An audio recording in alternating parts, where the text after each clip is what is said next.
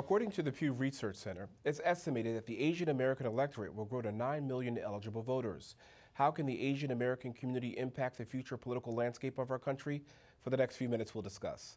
Hello, everyone, and welcome to Comcast Newsmakers. I'm Robert Trainum, and I'm joined by Moua, Executive Director of the Asian American Justice Center, and Chen, Executive Director of the Asian and Pacific Islander American Vote.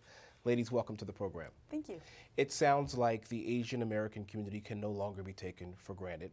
It sounds like it's no longer, or you all, are no longer an afterthought in the political process. Is that not correct? Absolutely. The Asian American voting bloc is no longer invisible, and we're poised to be in the margin of victory.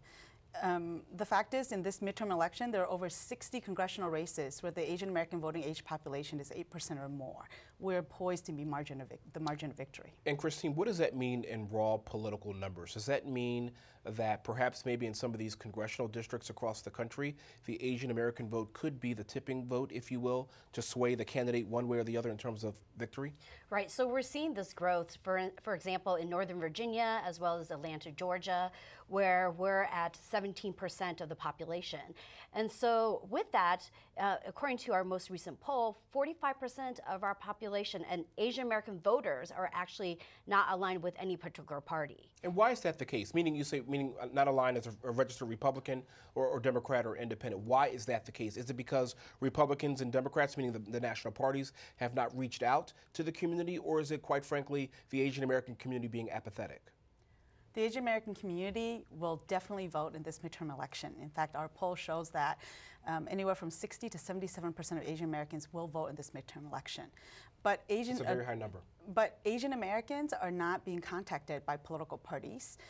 Over 73% of Asian Americans have not been contacted at all by the Republican Party, and 64% of Asian American voters have not been contacted by the Democratic Party. So as a result, 27% of those who were polled in our most recent poll, they actually noted that they're undecided voters when it comes to the congressional House races. Because the candidates are not speaking to them on the issues that are important to the community, so therefore they're undecided. Or they're seeing them only during the election cycle. Sure. So it's about that relationship building that our voters are actually looking toward. Absolutely. And let's move on to 2016. I mean, that's a very big, obviously, election. Most presidential elections are.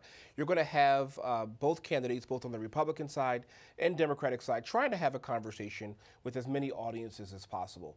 Are you optimistic that by then the Republican Party and the Democratic Party in general, but specifically those two candidates representing their tickets, will have a conversation and develop that relationship in the community? Absolutely. We've not only in the 2012 Asian American election survey, but in this most recent survey, we continue to share the information with the political parties and the candidates to say that ignore this voting bloc at your peril. That not only we are strong independent, but we vote on the issues, and we will vote based on the individuals who reach out to the community. And Christine, I assume this is probably part of your survey. What are those issues? Is it economic issues? Is it immigration? Is it health care? Is it a combination of all those three and more? Right. So actually, the issues that we actually are important to us include jobs and economy, national security. It's similar to the general public. Sure. And what we're also seeing is a growth of new voters, first-time voters. For instance, in Houston, BPSOS, our partner, just registered a first-time naturalized citizen who wants to vote. But she also just found out that she has lung cancer. So they actually have to take advantage of early voting to make sure that she actually is able to cast her first vote. Sure. Well, me and Christine, thank you very much for joining us. We really appreciate it. Thank you. It's great to And of course, make sure that you go out and vote as well. And thank you for joining us for this edition of Comcast Newsmakers. I'm Robert Trainum. Have a great day. We'll see you next time. Bye-bye.